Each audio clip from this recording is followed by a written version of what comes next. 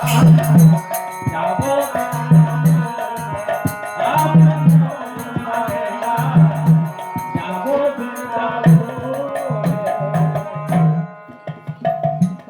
বলছে, ও প্রভু, আজ আমার মহাপ্রভুর মা হঠাৎ করে বৃন্দাবনে যাবার মন হয়েছে, কৃষ্ণকে দেখতে চাইছে। আজ আমার গৌর হরি হঠাৎ কৃষ্ণকে দেখবার স্বাদ মনে জেগেছে। তো ভক্তরা বলছে, ও প্রভু, এভাবে হঠাৎ করে বৃন্দাবনে যাব বললে হয়? আচ্ছা মা, বাড়ির কেউ যদি এখন বলে যে আমি এক্ষুনি পুরী যাব, সম্ভব কি? পুরী বা দীঘা এক্ষুনি এই মুহূর্তে এক্ষুনি যেতে চাই, হবে? এক্ষুনি যাওয়া বলে যাওয়া হবে না। আমি যে যেতে চাই, আমি যদি বয়সে সবার থেকে ছোট হই, বাড়ির গুরুজনদের পারমিশন নিতে হবে।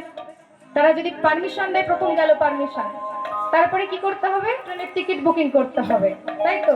তারপরে ব্যাগপত্র গোছাতে হবে, তারপরে আমি যেতে পারবো পুরী বা দীঘা, যেখানে আমি যেতে চাই। তবে যাওয়া বলে যাওয়া নয়। কিন্তু আজ আমার মহাপ্রভু বলছে আমি এখনই যাব, আজই যাব বৃন্দাবনে। এই ভক্তরা বলছে, ও প্রভু, এক্ষুনি বৃন্দাবনে যাব বললে কি করে হয়? বৃন্দাবনে যাবার আগে তো অনেক ক্রিয়াকর্ম আছে, তুমি জানো না?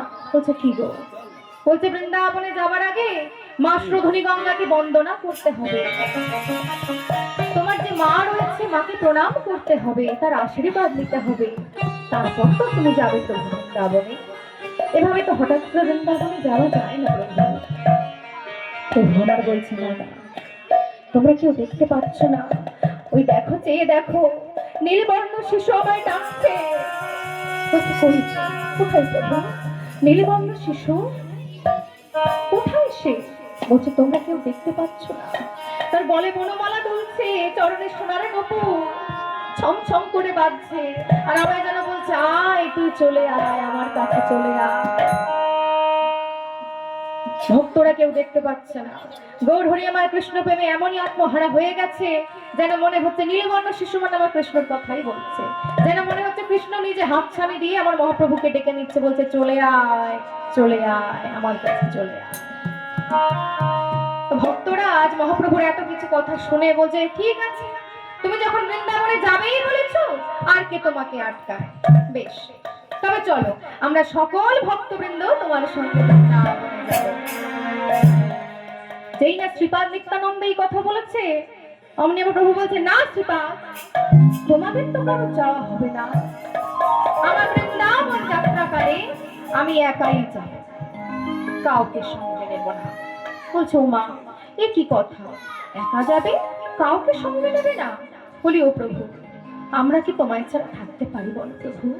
তুমি আমাদের একা করে যে বৃন্দাবনের পথে চলে যাবে বলছো, কি করে হয়? বৃন্দাবনের পথে যেতে যেতে কৃষ্ণ নাম করতে করতে যখন তুমি মূর্ছা যাবে, তখন তোমাকে কে কৃষ্ণ নাম শোনাবে বলো তুমি? তখন তোমাকে কে সেবা দেবে? তুমি একটিবারও ভাবলে না আমাদের কথা? না প্রভু না, অমন করতে নেই, চলো আমরা সকল ভক্তবৃন্দ তোমার সঙ্গে যাব। না শ্রীপাদ, আমার বৃন্দাবন যাত্রাকালে আমি কাউকে সঙ্গে নেব না। আমি একবার বললাম না, তুমি কি কানে শুনতে পাও না?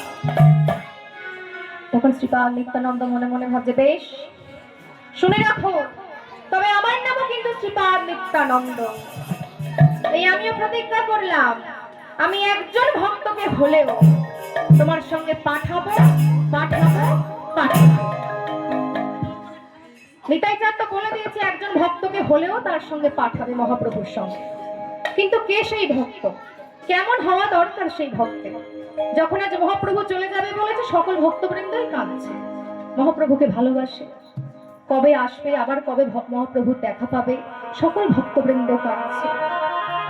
কিন্তু আর নিতাই চাঁদে বলে দিল, একজন ভক্তকে হলেও পাঠাবে, কিন্তু সে ভক্ত কেমন? না, সেই ভক্ত যে সদা সর্বদা আমার মহাপ্রভুর নাম করবে, মহাপ্রভুকে ভালোবাসবে, মহাপ্রভুকে কৃষ্ণ নাম শোনাবে, মহাপ্রভুর চরণ সেবা করবে। কিন্তু এমন ভক্ত কোথায় পাওয়া যাবে? তাই আজ মহাপ্রভু যখন আমার বৃন্দাবনে চলে যাবে বলেছে, আজ মহাপ্রভুকে ঘিরে সকল ভক্তবৃন্দ অঝর নয়নে বাড়ি পুরস্কার করছে। কিন্তু সকল ভক্তবৃন্দের পেছনে এক ভক্ত সে যেন কেমন ভাবে কাঁদছে আর কি যেন মুখ দিয়ে বলে চলেছে, নিজের মনে মনে বলে চলেছে আর কেঁদেই চলেছে। এমন ভাবে কাঁদছে না, সকল ভক্ত তো কাঁদছে, কিন্তু সেই ভক্ত কি করেছে, সেই ভক্ত কি করেছে, আজ নিতাই চাঁদের দৃষ্টি আকর্ষণ করেছে যে আরে এত ভক্ত তো কাঁদছে, কিন্তু ওই ভক্ত যেন কেমন ভাবে কাঁদছে আর মুখে যেন কি বলে চলেছে, যাই তো কাছে গিয়ে একবার দেখি কে কে ভক্ত, এমন ভাবে কেন কাঁদছে, ওর মুখের মধ্যে এত কেন মায়া, এত কেন দুঃখ প্রকাশ পাচ্ছে। তবে আমি কি এই এমন ভক্তই চেয়েছিলাম, যাই গিয়ে একবার জিজ্ঞাসা করে দেখি। নিতাই চাঁদ ছুটে গিয়েছে, ছুটে গিয়ে বলছে এই যে কাঁদছিল তোমার, একবার চমকে উঠেছে, বলছে আমাকে আমাকে বলছো?